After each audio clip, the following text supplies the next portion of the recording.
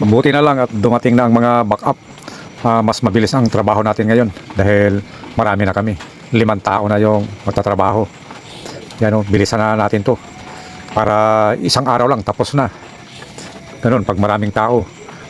Yung ginagawa namin, yung ano ito, pinsala ito ng malaking tubig. Yung mataas yung ano, taob.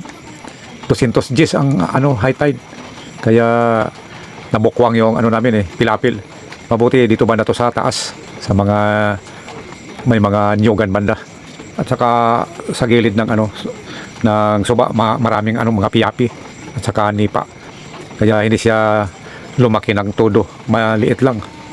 Kaya ito, ano namin to, tambakan namin to para hindi na lumaki.